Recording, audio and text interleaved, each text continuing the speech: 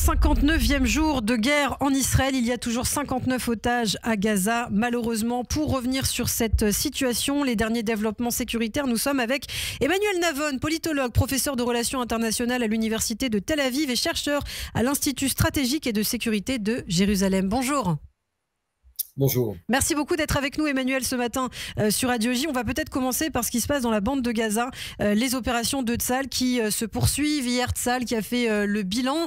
Aujourd'hui, on sait que la bande de Gaza est divisée en plusieurs parts. 30% du territoire a été récupéré par l'armée israélienne. Pourquoi? Dans quel but? Quel est l'objectif finalement d'Israël sur place en récupérant cette partie-là? Périmètre de sécurité, donc une zone qui n'est pas habité. D'abord, l'objectif du gouvernement israélien depuis le début de la guerre n'a pas changé, à savoir la libération des otages, la destruction de la capacité militaire du Hamas et empêcher qu'un 7 octobre puisse se répéter.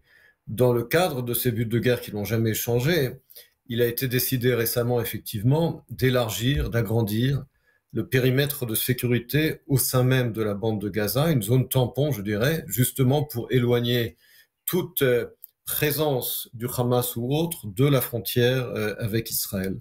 Et je pense qu'il y a là également un message très clair vers le Hamas, à savoir que plus le Hamas continue de refuser de libérer les otages et de déposer les armes, et bien plus il perdra également en territoire, puisque le territoire lui importe. Et là, il y a là effectivement une prise de territoire du côté israélien qui rappelle un peu la bande de sécurité au sud du Liban après la première guerre du Liban. Israël fait aussi pression au niveau de l'aide humanitaire. On a entendu notamment le ministre Israël Katz qui a dit aucune aide humanitaire n'entrera à Gaza, qui a précisé que c'était l'un des principaux leviers de pression justement contre le Hamas. Est-ce que vous pensez que c'est la bonne stratégie, même si cette stratégie, on le voit visiblement, est très impopulaire sur la scène internationale? Israël ne cherche pas la popularité, Israël cherche sa survie et sa victoire, que cela soit populaire ou non. Comme le disait Golda Meir, nous préférons les condamnations aux condoléances. Le droit international oblige les belligérants à permettre le transfert de l'aide humanitaire, mais ne les oblige pas eux-mêmes à fournir de l'aide humanitaire. Il faut bien comprendre cette différence. Donc Israël, en droit international, n'a pas l'obligation de fournir de l'aide humanitaire à la bande de Gaza, mais uniquement de permettre, éventuellement par de tierces parties, que cette aide humanitaire rentre sur le territoire gazaoui. Par ailleurs, on le voit, la restriction de l'aide humanitaire fonctionne puisqu'il y a des révoltes de populations civiles contre le Hamas. Donc plus il y a de pression civile contre le Hamas, plus le Hamas est acculé. Il faut absolument faire pression sur le Hamas pour libérer nos otages. C'est ce qui permettra effectivement de libérer les otages. Vous avez vu cette vidéo, ce cri de détresse de l'otage Rom Braslavski qui s'adresse à Benyamin Netanyahou, même si c'est un texte, on imagine bien, qui est ordonné par le Hamas. D'ailleurs, on dit que c'est le djihad islamique, mais c'est le Hamas qui domine en réalité. C'est peut-être même le Hamas qui publie en coulisses cette vidéo, Emmanuel. Il s'agit évidemment de propagande cynique, à savoir tenter de faire pression sur l'opinion publique israélienne par le biais de ces films de propagande. Ce n'est pas le gouvernement israélien qui détient les otages dans la bande de Gaza, c'est le Hamas. Et donc si le Hamas veut que les otages israéliens soient libérés, il n'a qu'à les libérer.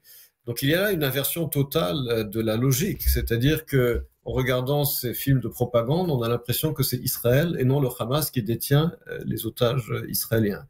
Et encore une fois, il ne faut pas céder à la propagande, il faut maintenir le cap, continuer de mettre la pression militaire sur le Hamas jusqu'à ce qu'il libère les otages. Je vous rappelle d'ailleurs que les otages précédents ont été libérés non pas parce que le Hamas voulait faire un geste de bonne volonté, mais parce qu'il avait été acculé au compromis sous l'effet de la pression militaire.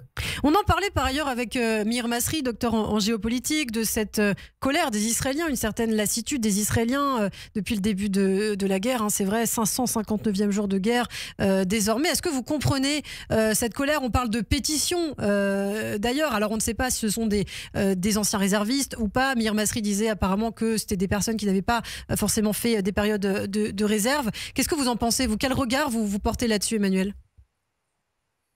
Je porte le regard d'un Israélien qui vit ici, qui a ses fils dans l'armée, qui servent leur service militaire, dont en réserve. Et il n'y a aucune colère, aucune lassitude. Le pays est uni dans sa volonté de gagner cette guerre. Nous n'avons pas le choix.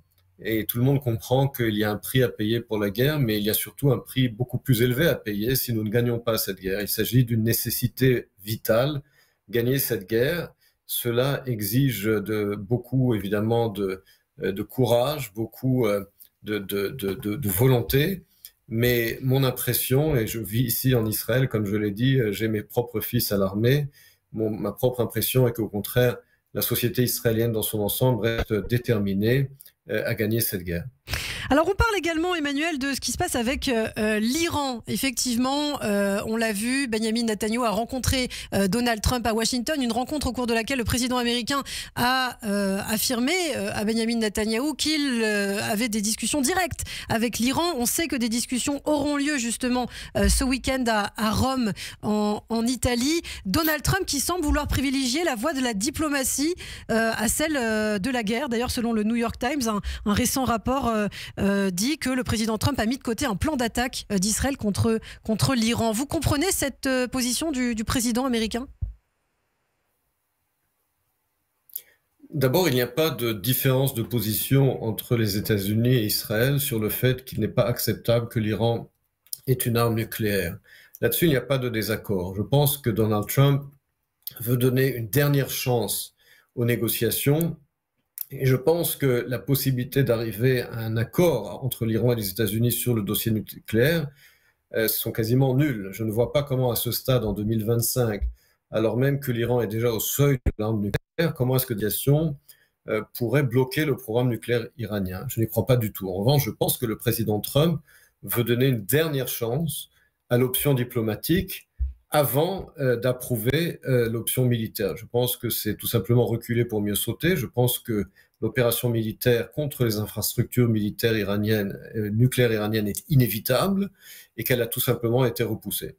Inévitable, c'est-à-dire qu'elle aura lieu, selon vous, d'ici combien de temps ? D'ici quelques semaines, quelques mois, selon vous, Emmanuel ? Je ne peux pas dire, je ne sais pas d'ailleurs quand est-ce qu'elle aura lieu, mais elle aura lieu. C'est évident. Il n'y a pas de possibilité à ce stade, en 2025, de ramener en arrière le programme nucléaire iranien sans intervention militaire. Cela n'existe pas. C'est évident qu'aujourd'hui, parler d'empêcher l'Iran d'accéder à l'arme nucléaire sans intervention militaire, ce sont des paroles vides. Nous sommes en 2025.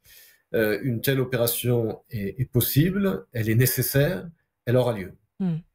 Alors je voulais aussi, on va rester un petit peu sur la scène diplomatique, on en a beaucoup parlé ici sur Radio J, Emmanuel Macron qui veut reconnaître au plus tôt un État palestinien d'ici le mois de juin. Certains disent que ce serait une prime au terrorisme pour justement les responsables du 7 octobre. Votre avis, vous, Emmanuel, là-dessus ?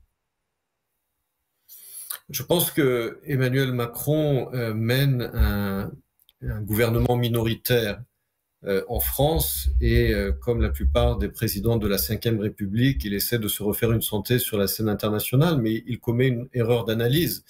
D'abord, en adoptant une politique qui se place en porte-à-faux des États-Unis. Cela pouvait peut-être fonctionner à l'époque du général de Gaulle, mais d'abord, Emmanuel Macron n'est pas le général de Gaulle. Et puis, la France n'a plus le prestige et la puissance qu'elle avait dans les années 60. Lorsque Macron, dans ses visites très théâtrales en Égypte ou ailleurs, essaie de présenter la France comme une puissance alternative aux États-Unis, il se fourvoie. La France n'a pas la puissance économique et militaire des États-Unis.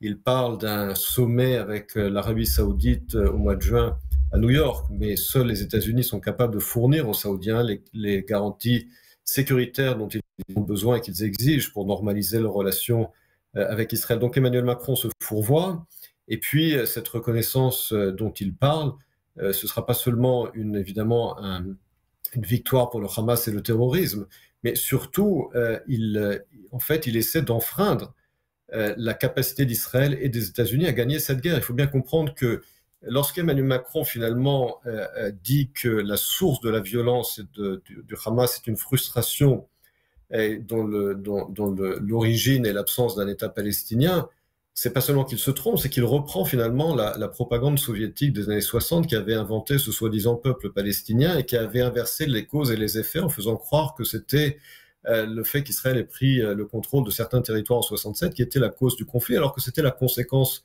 du conflit.